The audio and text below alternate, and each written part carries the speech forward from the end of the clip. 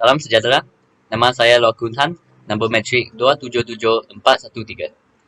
Saya akan bentang tentang pengenalan bilik darjah silang budaya.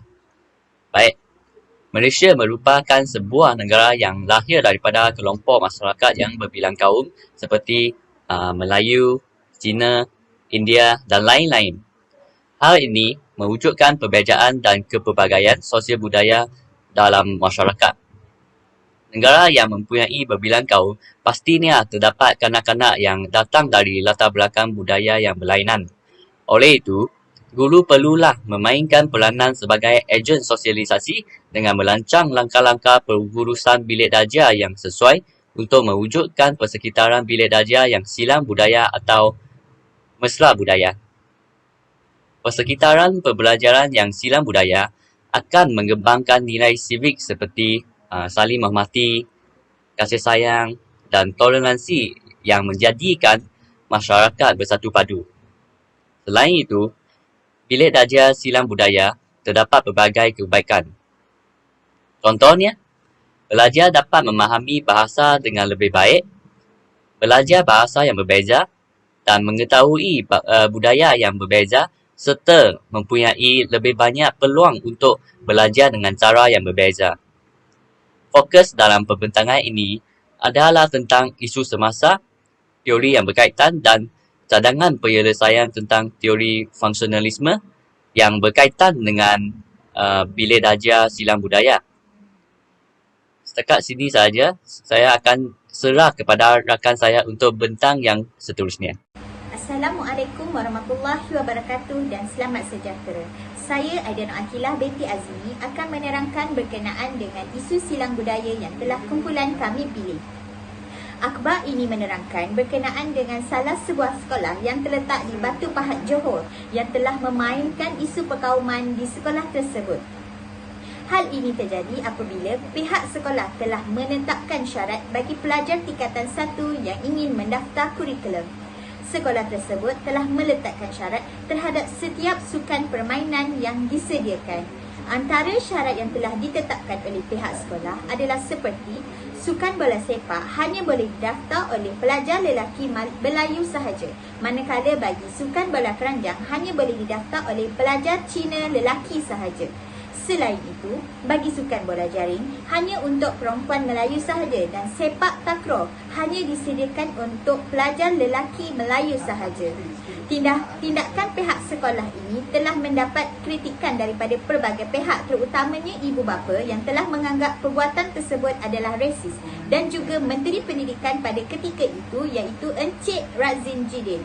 Beliau telah mengarahkan supaya tindakan diambil kepada pihak sekolah kerana ia bertentangan dengan matlamat dan asas pelaksanaan program sukan di peringkat sekolah. Itu sahaja berkaitan dengan isu yang telah kumpulan saya pilih. Seterusnya, saya serahkan kepada rakan saya untuk menerangkan berkenaan dengan teori. Assalamualaikum dan salam sejahtera. Saya Siti Nurhani binti Osman bernombor matrik 281029. Saya teruskan dengan mengaitkan isu tersebut dengan teori fungsionalis.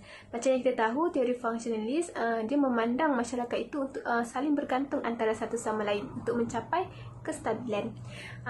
Tapi menurut teori fungsionalis dalam konteks pendidikan, teori ini adalah untuk mensosialisasikan kanak-kanak dengan norma, nilai-nilai dan peraturan yang terdapat dalam sebuah masyarakat. Dan dalam teori fungsionalis ini juga terdapat dua fungsi persekolahan menurut pandangan teori tersebut. Yang pertama adalah fungsi tersurat dan yang kedua adalah fungsi tersirat. Jadi saya kaitkan dengan fungsi tersirat iaitu transmitting culture, iaitu mengalirkan budaya. Macam kita tahu, sekolah adalah tempat di mana secara tidak langsung mendedahkan kepada pelajar tentang kepercayaan, norma dan nilai-nilai kebudayaan. Jadi jika guru mengasingkan sukan permainan sekalipun mengikut kaum, maka pelajar tidak dapat mensosialisasikan diri dengan budaya kaum lain yang sepatutnya pelajar dapat secara tak langsung di sekolah. Kemudian saya kaitkan dengan promoting social and political integration, iaitu mempromosikan integrasi sosial dan politik. Macam yang kita tahu, negara kita ada pelbagai ras, kaum dan perbezaan tahap ekonomi. Jadi di sekolah lah pelajar diberi peluang untuk saling mengenali. Tetapi bila berlakunya pengasingan seperti itu, ia akan membataskan pelajar untuk saling mengenali antara satu sama lain. Dan mengikut teori ini juga, ia menekankan aspek memilih dan melatih. Jadi tidak berlaku pemilihan dan latihan berdasarkan bangsa, agama dan sebagainya. Semua pelajar mendapat peluang untuk menyumbang kepada suatu bidang ataupun perkembangan masyarakat. Dan ini dikuatkan lagi dengan satu artikel sokongan, iaitu pembelajaran silang budaya berlandaskan integrasi kaum oleh Hazlian Kasim dan juga Karim dan juga Rozanah Kasnan, di mana ia mengatakan dalam konteks pendidikan, aspek kebudayaan dan kemasyarakatan perlu dititik beratkan kerana pelajar secara realitinya hidup dalam masyarakat yang berbilang bangsa, budaya dan agama. Tanpa pendidikan yang bercorak kepelbagaian atau kepelbagaian budaya atau khususnya silang budaya ini, pelajar tidak dapat mengenali jati diri masyarakat lain. Okey, itu sahaja daripada saya.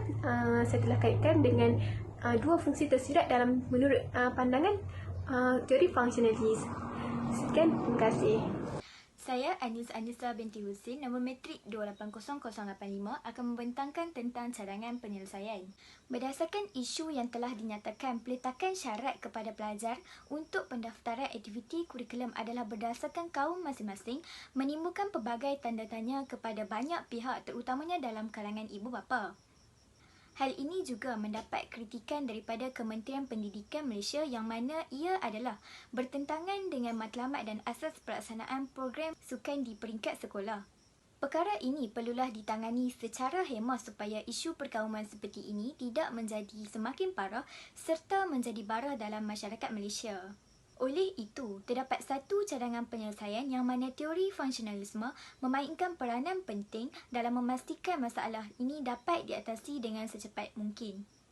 Para guru dan pihak sekolah disarankan untuk lebih peka kepada perbezaan kaum supaya tiada pelajar daripada golongan tertentu berasa tersisih disebabkan oleh kurang pekanya pihak sekolah terhadap keperluan pelajar. Guru perlulah bertindak segera melaporkan isu perkauman yang berlaku di sekolah kepada pihak atasan iaitu Kementerian Pelajaran Malaysia KPM untuk mengelakkan daripada mengguris perasaan para pelajar serta ibu bapa.